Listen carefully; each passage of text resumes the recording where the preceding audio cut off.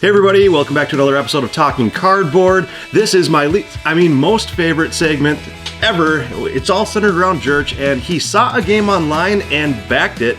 So here we go again.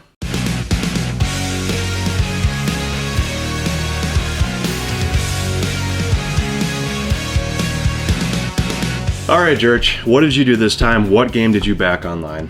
Well, this time I found on Kickstarter a game called Sauria, the Dinosaur Park survival game by Million Games. And it's pretty much, it is what it says. You've got an island. It is loosely Jurassic Park themed. So You're exploring an island. You're gathering tools and resources to help you survive. There's a bunch of different characters that you could be, roles and motifs, and you all have your own kind of hidden objectives to try to win. But it's not a free-for-all. You're not trying to kill everybody else. So it's kind of semi-cooperative, or a lot of cooperative. And I mean, I don't have many dinosaur games in my collection. So as soon as I see something dinosaur, I investigate and then I impulse purchase. Cool.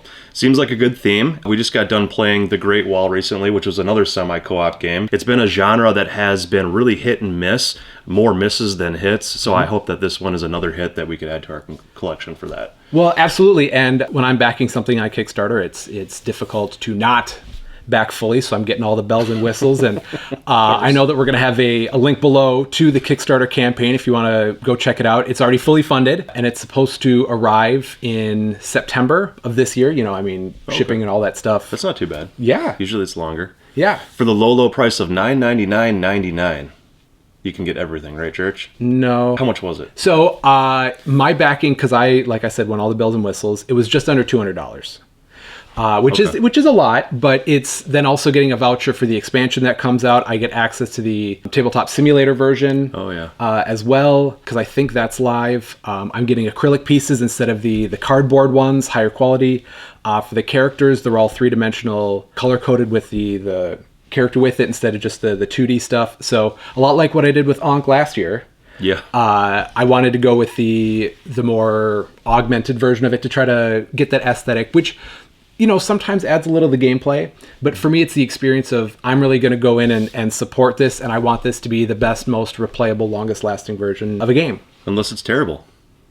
Well, I won't know that till later, but we don't want to endorse that in the games that we're going to be impulse backing. Because I guarantee for 2022, this is not going to be the only segment, the only installation in this segment. Probably not. Well, because there is a Jurassic Park legacy game that is on the horizon, and there are a few other ones coming down the chute in 2022 that I'm definitely going to back, and we'll be checking in periodically to see where those games are at. Thanks for joining us, John. What do you think? I don't know nothing about this game, but there's dinosaurs and survival, so that seems like it should at least work well together and be interesting. I don't know how it couldn't be. Yeah. And semi-co-op means I can probably get you guys killed. So I'm all for that. Where it's beneficial to sometimes let others die. No. I didn't say let others die. I said get others killed.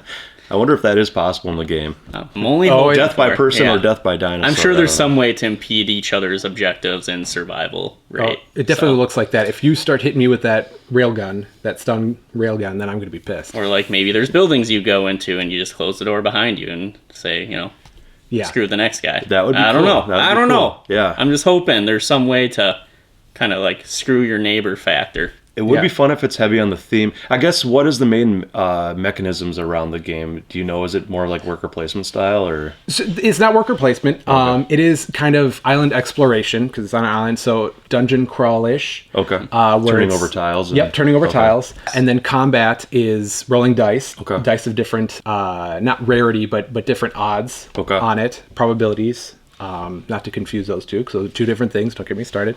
But it's dice mitigation and things like that. You're gathering resources to get more powerful weapons and tools to help you either complete your objectives or turn on the power to the island.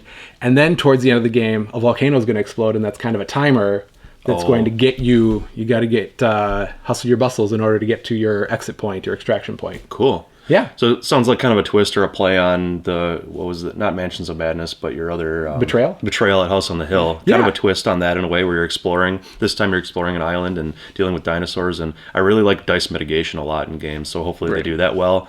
And yeah, sounds kind of cool. My biggest question is, if the volcano explodes and you escape, what happens to the dinosaurs? No, don't get me started. Don't get me started. Don't get me started on that part of it. Probably on that video, or the end of the video know. here. I didn't think of that. Well, before I start crying, for those at Talking Cardboard, this was another excellent installment in the I saw it online, so I backed it.